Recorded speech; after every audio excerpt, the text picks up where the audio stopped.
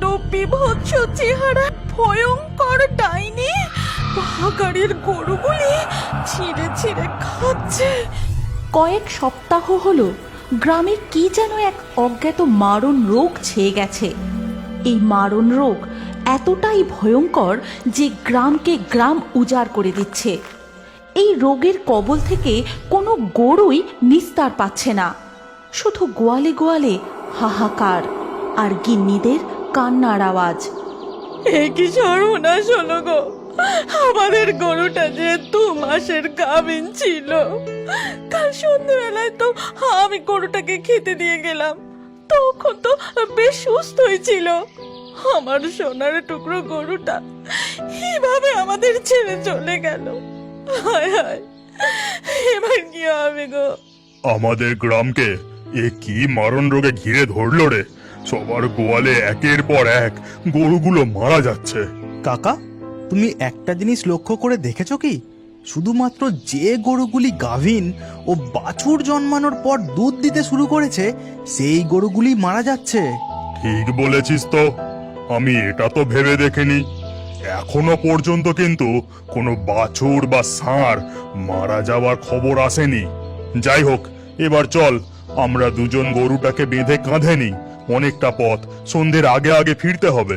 এই কথা বলে পঞ্চা কাকার মৃত গরুটিকে দুজনে বাঁশে বেঁধে কাঁধে তোলে। তারপর গো ভাগাড়ের উদ্দেশ্যে দুজনে হাঁটা শুরু করে।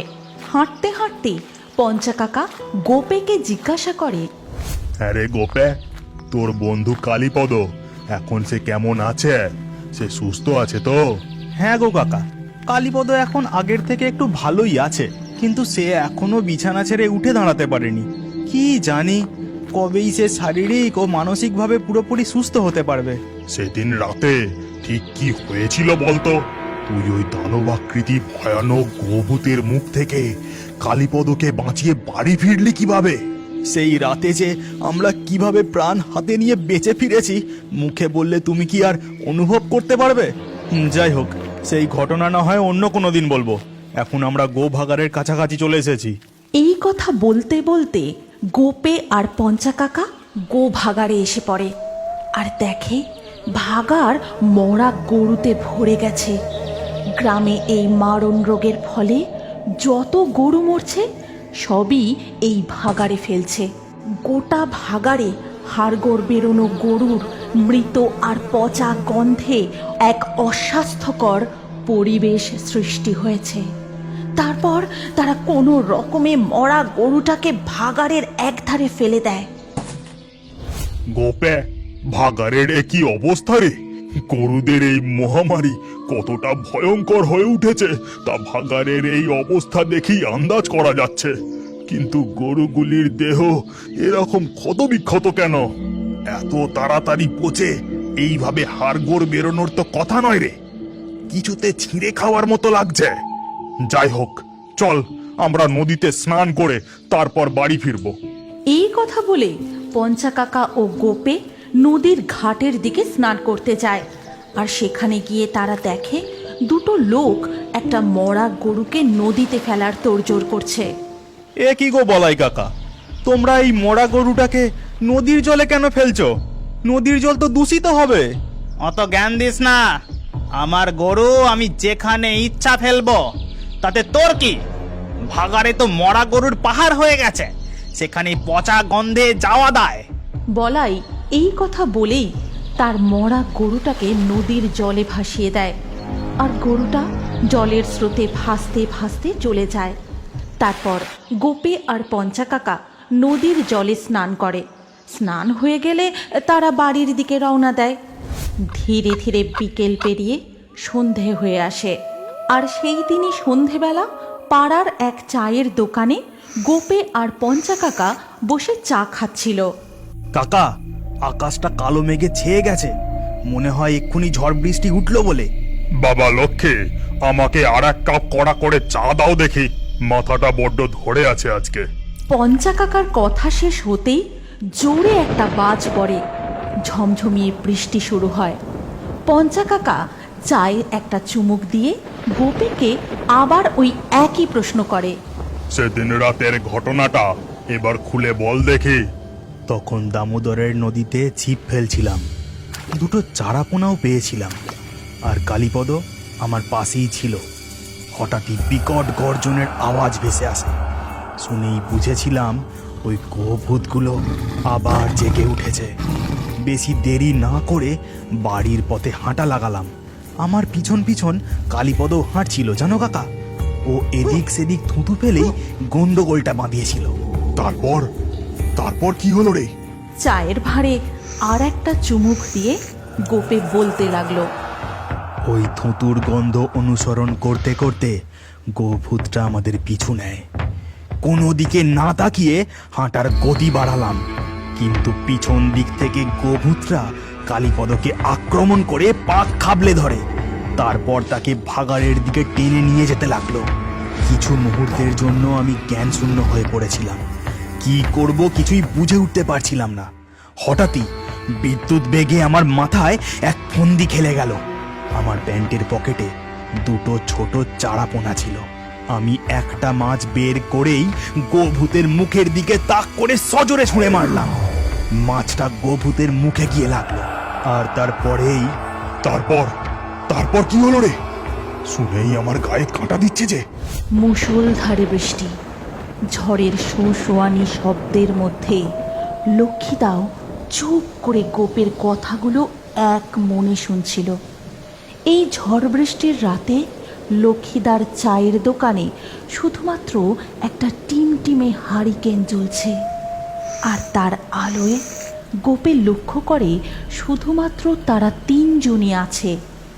এই বৃষ্টির জন্য কোনো নতুন খদ্দেরও আর আসেনি। তারপর কি হলো রে গোপে? গোভূতটা আরো খেপে গিয়ে তোকে প্রাণে মেরে ফেলতো। তুই এত বড় একটা দানব আকৃতি গোভূতের ভয়ে পালিয়ে না এসে তাকে একটা মাছ ছুঁড়ে মারলি। বৃষ্টির মধ্যে হঠাৎই প্রচণ্ড জোরে একটা বাজ পড়ল। গোপে আবার বলতে শুরু করে। তারপরেই গোভূতটা মাছের আঁশটানি গন্ধ সহ্য করতে না পেরে কালীপদর পাটা ছেড়ে দেয়। ঠিক তখনই আবারও গোভূতের মুখটা লক্ষ্য করে আরো একটা মাছ ছুঁড়ে মারলাম। মাছের তীব্র আঁশটানি গন্ধে গোভূতটা বিকট গর্জন করে উঠে দুপা পিছিয়ে গেল। আমিও বুকে সাহস নিয়ে 7-5 না ভেবে কালীপদকে চ্যাংদোলা করে দৌড় লাগালাম। তারপর কালীপদর বাড়ি পৌঁছে তাকে বিছানায় শুইয়ে দিলাম। এরপর থেকে রাতে ছিপাতে আর ও মুখ হয়নি। লক্ষ্মীদার চায়ের দোকানটা পুরো থমথমে, সবাই নিশ্চুপ। এতক্ষণে বৃষ্টি থেমে গিয়ে রাতের ঝলমলে চাঁদ বেরিয়ে এসেছে। লক্ষ্মীদা, পঞ্চা কাকা গোপীকে আর কোনো প্রশ্ন করে না। তারপর হঠাৎ পুরনো বাঁধের ওপারে ভাগাড়ের দিক থেকে এক অদ্ভুত রকম আওয়াজ ভেসে আসে। আওয়াজটা ক্ষীণ হলেও বেশ বোঝা যায় কোনো হিংস্র জীবের আওয়াজ। গোপে, এটাই কি সেই গোভূতের গর্জনের আওয়াজ নাকি রে? না, এটা তো গোভূতের গর্জনের আওয়াজ নয়। এত তাড়াতাড়ি গোভূতের আত্মা তো জেগে ওঠে না, ওরা মাঝরাতের পর জেগে ওঠে। গোপের কথা শেষ হতেই একটা লোক আর একটা বউ পুরনো বাঁধের দিক থেকে দৌড়তে দৌড়তে চায়ের দোকানের দিকে আসে। তাদের দেখতে পেয়ে দাঁড়িয়ে পড়ে। বাঁচাও, বাঁচাও, বাঁচাও আমাদের, বাঁচাও, কে আছো, বাঁচাও। কি হয়েছে? তোমরা ওভাবে দৌড়তে দৌড়তে আসছো কেন? এখানে আর কোনো ভয় নেই, বলো কি হয়েছে? আমাদের গরুটা আজ সন্ধ্যেবেলা মারা গেছে।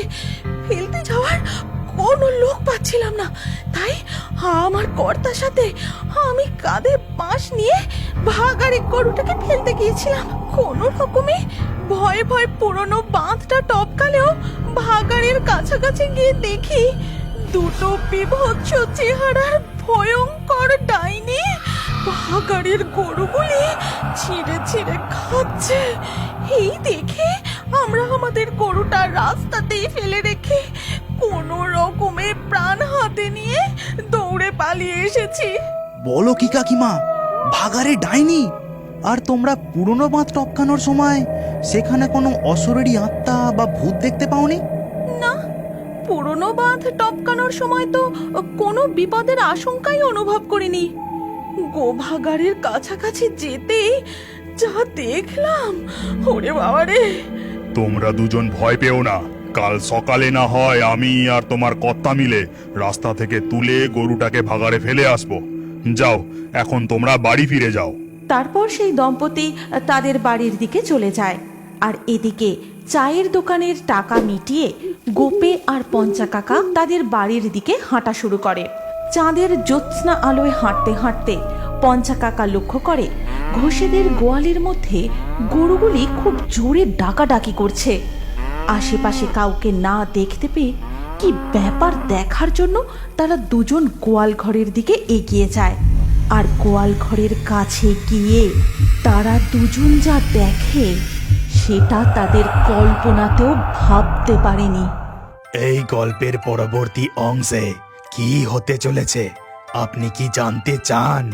তাহলে আমাদের ফেয়ারি টুনস বাংলা কার্টুন পেজটির ফলো বাটন ক্লিক করে এক্ষুনি ফলো করে নিন। আর আপনি যদি কার্টুন প্রেমী হয়ে থাকেন তাহলে এই গল্পটি অবশ্যই শেয়ার করুন। তাহলে বন্ধু, আবার দেখা হচ্ছে আমাদের পরবর্তী ভিডিওতে।